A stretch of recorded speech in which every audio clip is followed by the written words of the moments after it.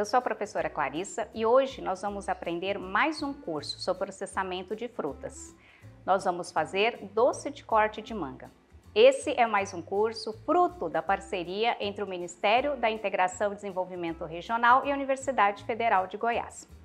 Antes de iniciarmos, nós vamos precisar de um ambiente limpo. Pode ser aí na sua cozinha, assim como eu estou na minha. Vamos precisar de uma vestimenta adequada, sem adornos, sem brincos, sem anéis, sem pulseiras, sem colares. Vamos aos nossos ingredientes?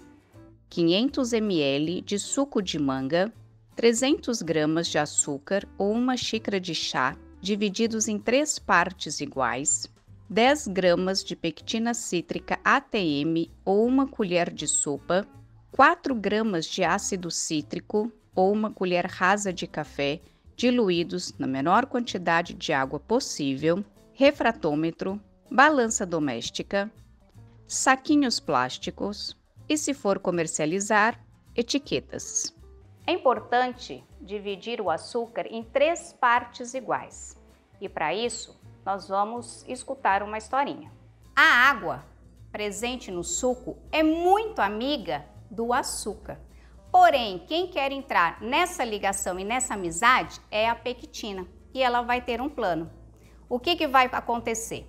Quando nós colocamos a primeira parte do açúcar no suco, toda ela se liga à água. Quando nós colocamos a segunda parte misturada com a pectina, a água vai tão sedenta abraçar a amiga açúcar que não vê a pectina e abraça também a pectina. E aí logo chega a última parte do açúcar.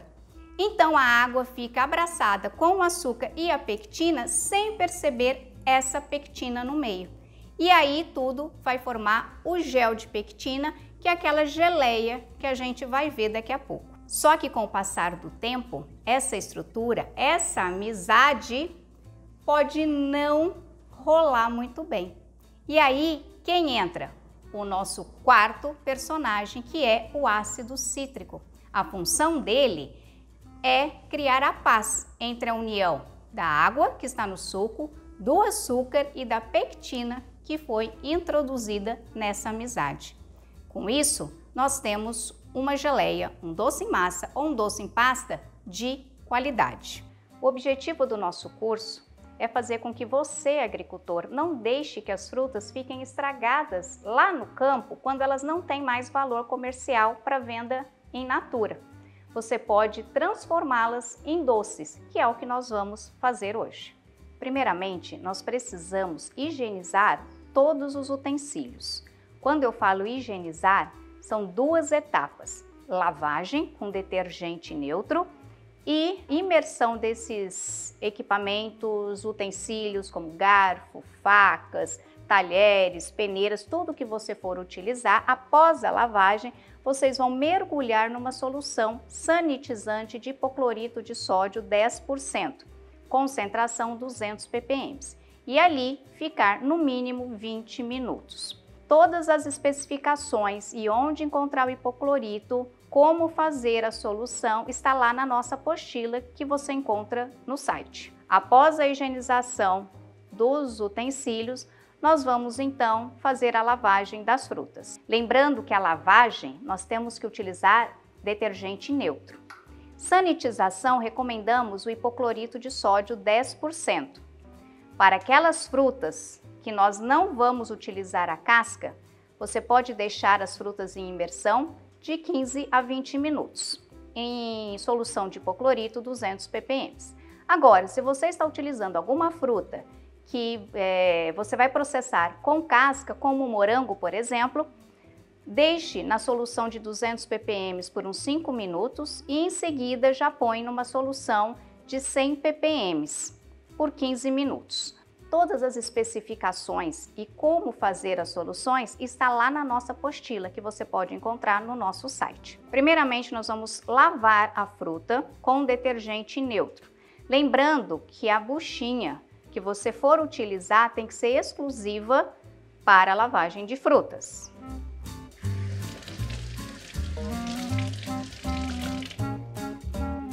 Após lavar, enxaguar, nós vamos colocar numa solução sanitizante. Se você está utilizando uma fruta com casca, ela pode ir para uma solução de hipoclorito de sódio 200 ppm de 15 a 20 minutos. Se você vai utilizar uma fruta que não vai descascar, como o morango, por exemplo, você pode mergulhar uma solução de hipoclorito de sódio 200 ppm por 5 minutos e em uma outra de 100 ppm e lá deixar também por uns 15 minutos. Posso deixar de um dia para o outro essa solução? Não, não é conveniente. Cada dia de trabalho preparo uma solução nova. Após a fruta higienizada, nós iremos cortar e triturar para obter o suco. Lembrando que nós precisamos ter frutas maduras, aquelas frutas que não têm valor comercial, que ficariam lá no campo, são essas que você vai processar. Após descascar, colocamos no liquidificador. Vamos colocar o mínimo de água apenas para triturar.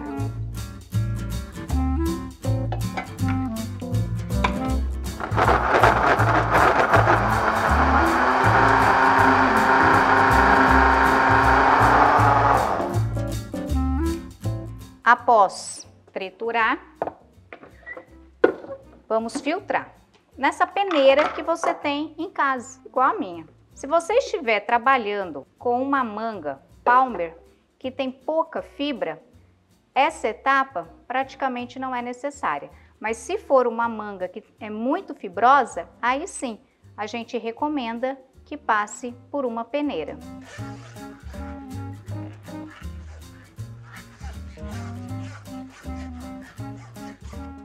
Após a obtenção do suco da manga madura,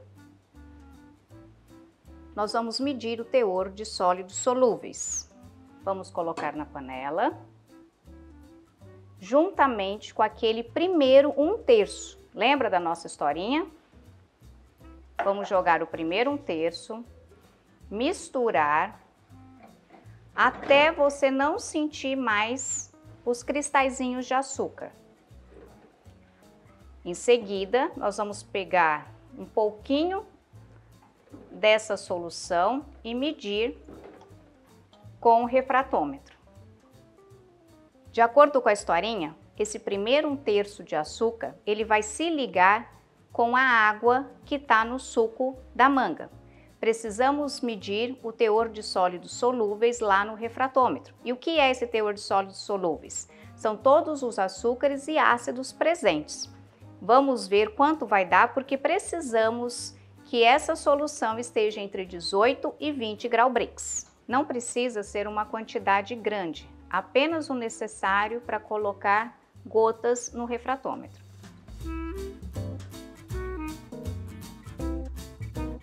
Após a nossa leitura, ficou em 21 grau-Brix. Precisamos colocar um pouco de água, porque essa medida tem que estar entre 18 e 20 grau-Brix.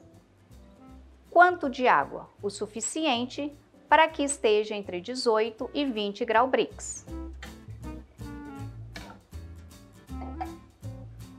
Misturamos e vamos novamente fazer a leitura no refratômetro. Toda vez que a gente usar o refratômetro, ele deve ser limpo. E eu vou te explicar como faz a limpeza do refratômetro. Toda vez que a gente utilizar o refratômetro, devemos limpá-lo. E como se limpa? Simples. Na água, a parte azul e a janelinha. A secagem é muito importante. Esse lado daqui você pode secar normalmente. Essa parte sempre com batidinhas, para não riscar e alterar a sua medida. O líquido que aqui vai sempre não pode ser quente. Por mais que a gente vai tirá-la da panela quente, precisamos esfriar e depois colocar aqui. E toda vez ele tem que estar limpo. Após adicionarmos a primeira parte do açúcar, ter medido o teor de sólidos solúveis, deu 21, colocamos água e agora ele está em 19. Então nós vamos ligar o fogo e quando começar a ferver, nós vamos colocar a segunda parte de açúcar. Após ligar o fogo, nós vamos esperar ferver e vamos colocar a segunda parte previamente misturada já com a pectina.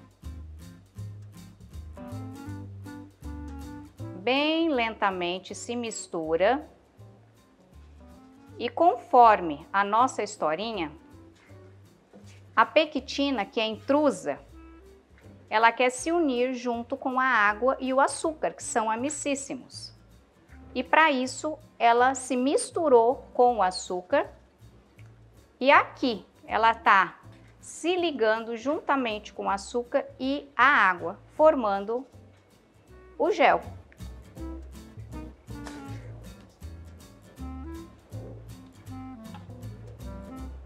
Após jogar a segunda parte, vamos esperar ferver e já adicionar a terceira parte do açúcar. Começou a ferver novamente, então vamos adicionar a terceira parte e aqui o açúcar também está se ligando com a água, só que a pectina já está lá no meio com a água e os outros açúcares. Então, a pectina está presa no meio da ligação entre o açúcar e a água.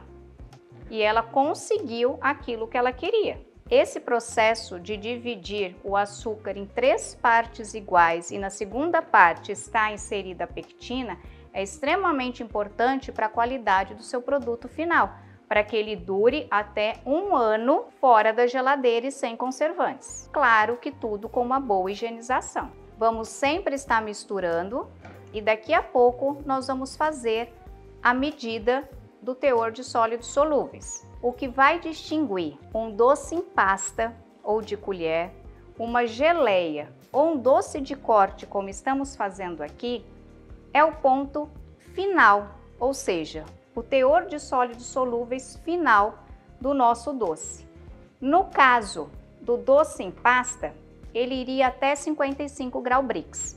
Geleia, 62, 65 graus Brix.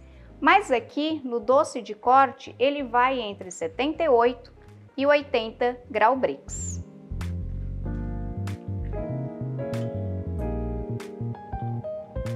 Sempre antes de colocar no refratômetro, vamos esfriar o doce. O gel já começa a se formar.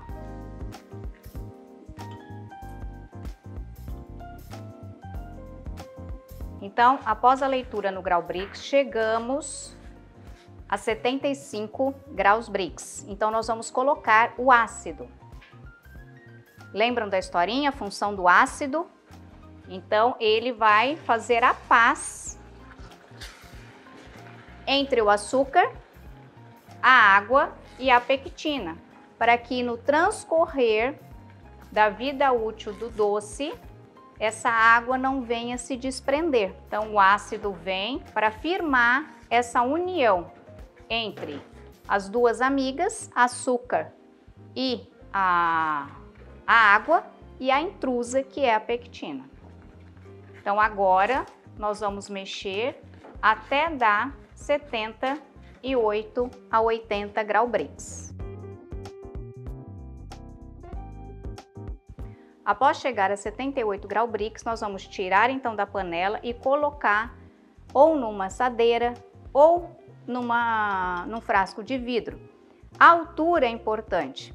Se você quer uns quadradinhos, um doce de corte mais alto, coloque numa menor. Se você quiser os quadradinhos mais baixinhos, coloque numa assadeira maior. Procure espalhar muito bem para que o seu doce fiquem todos iguais. E aqui nós vamos esperar esfriar. O ideal é você cortar, passar no açúcar e embalar daqui 24 horas. Após 24 horas, doce frio, eu cortei em quadradinhos e nós vamos agora passar no açúcar e embalar.